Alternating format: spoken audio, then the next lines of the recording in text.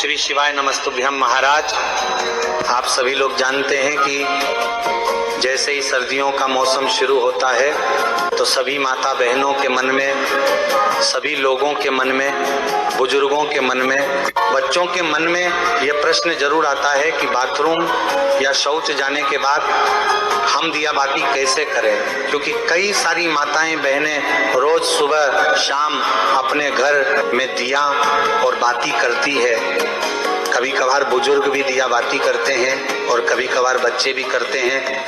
महाराज, ये प्रश्न विशेष रूप से सभी लोगों के मन में सर्दियों के मौसम में ही आता है, क्योंकि सर्दियों के मौसम में पानी बहुत ठंडा होता है। बार बार हाथ पैर गीला करना किसी को भी पसंद नहीं होता, या बहुत सारे लोग हाथ पैर में स्वेटर वगैरह, मोजे वगैरह पहने होते हैं तो बार बार हाथ पैर धोने में बहुत परेशानी होती है।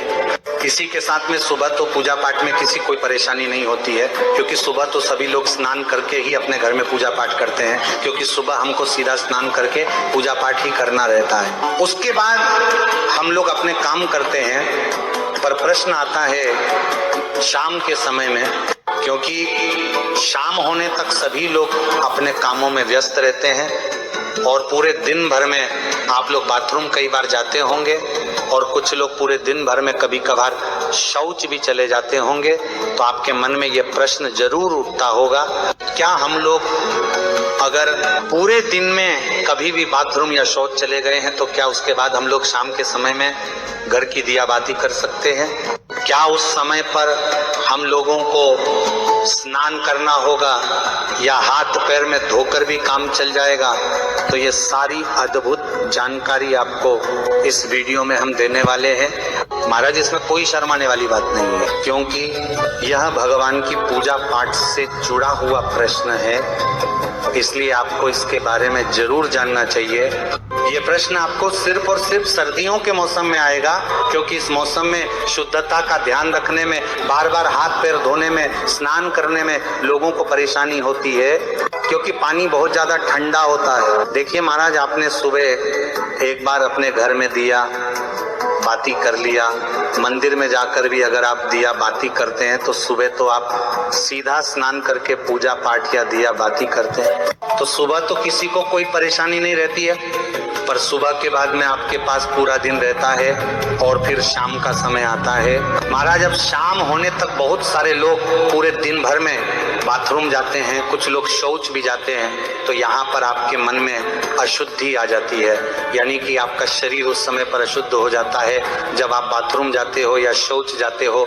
इसके बाद अब आप अपने घर में सीधा दिया बातें करने के लिए नहीं जा सकते। तो आखिर कौन सा वह नियम है जिसका अगर आप लोग बाथरूम या शौच जाते समय पालन करेंगे तो आप अशुद्ध नहीं होंगे बल्कि शुद्ध रहेंगे और शाम के समय की दिया बाती बिना स्नान किए कर सकेंगे?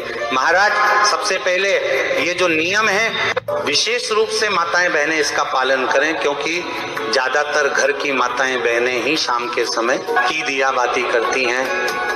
महाराज, सर्दियों के समय में आप पूरे दिन भर में जब भी बाथरूम जाती हैं तो उस समय के लिए सबसे पहले आप नियम सुन लीजिए, उसके बाद हम आपको शौच का नियम बताएंगे। सुबह स्नान करने के बाद, पूजा पाठ करने के बाद आप पूरे दिन भर में जब भी बाथरूम जाती हैं तो आप लोगों को बाथरूम से आने के बाद मात्र ये 3 काम करने हैं। ये 3 काम करने के बाद आप शुद्ध रहेगी और शाम के समय की दिया बाती भी कर सकेंगे। सबसे पहले जब आप बाथरूम जाएं तो बाथरूम से लौटने के बाद आप सबसे पहले अपने हाथों को धोए, अपने पैरों को धोए, उसके बाद 3 बार कुल्ला करें। कुल्ला का मतलब है कि अपने मुंह में पानी ले। कुल्ला का मतलब है कि अपने मुंह में पानी ले, मुंह को थोड़ा साफ करें और पानी बाहर फेंक दें। यह प्रक्रिया आपको 3 बार करनी होती है, मतलब 3 बार कुल्ला करना रहता है। इसके बाद आखिरी में थोड़ा सा पानी अपने मुंह पर अगर आप लोग मार लेते हैं या एक हाथ गीला करके अपने मुंह पर फेर लेते हैं तो आप पूर्ण रूप से शुद्ध हो जाते हैं। महाराज, ये नियम सिर्फ माता बहनों के लिए नहीं बल्कि सभी लोगों के लिए है, चाहे आप बुजुर्ग हो, चाहे आप पुरुष हो, चाहे आप बच्चे हो। अगर आप बाथरूम से लौटने के बाद इस तरीके से ये 3 कार्य करते हैं तो आप पूर्ण रूप से शुद्ध हो जाते हैं। महाराज, अब आप लोग कहेंगे कि यहाँ पर भी तो हमें पानी का इस्तेमाल करना पड़ रहा है, पर यहाँ पर आपको कम पानी का इस्तेमाल करके हाथ मुंह धोना पड़ रहा है, अन्यथा फिर आपके पास स्नान करने का ही एक आखिरी तरीका बचता है। आप चाहे तो हाथ मुंह धोने के लिए गर्म पानी भी करके रख सकते हैं, इसमें कोई परेशानी नहीं है।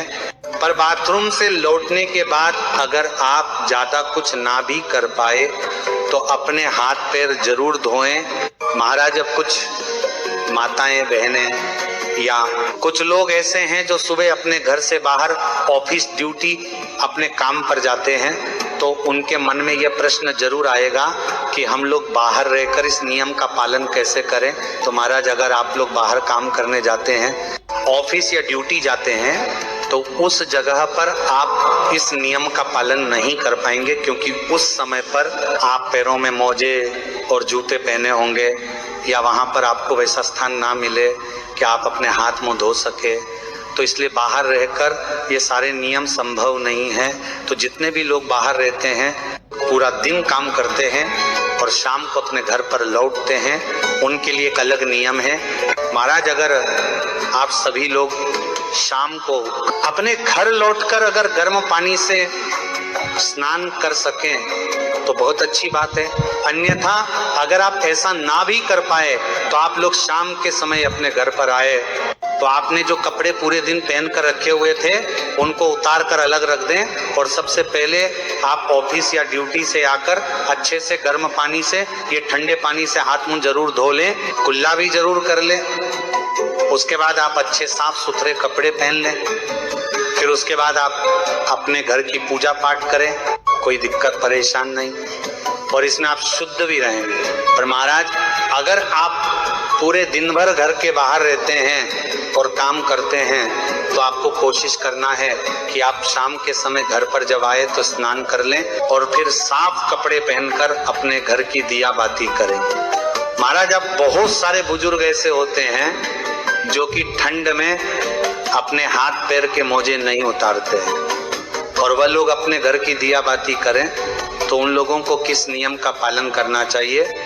महाराज, जितने भी बुजुर्ग जन हैं वह लोग बाथरूम जाते समय भले पूरे दिन मोजे न उतारे और सिर्फ हाथ धोकर कुल्ला करके बाहर आ जाएं, पर जब आप शाम के समय अपने घर में दिया बाती करें या मंदिर जाएं तो उस समय आप वह पैर के मोजे उतार कर ही जाएं, और हो सके तो शाम के समय की दिया बाती से पहले आप हाथ पैर जरूर धो लें। आप चाहे तो गर्म पानी का इस्तेमाल कर सकते हैं। महाराज, अब हम लोग सीधा बात करते हैं कि अगर आप लोग पूरे दिन भर में कभी भी शौच चले जाते हैं तो उस जगह पर आप लोगों को क्या हाथ पैर धोना चाहिए या स्नान करना चाहिए?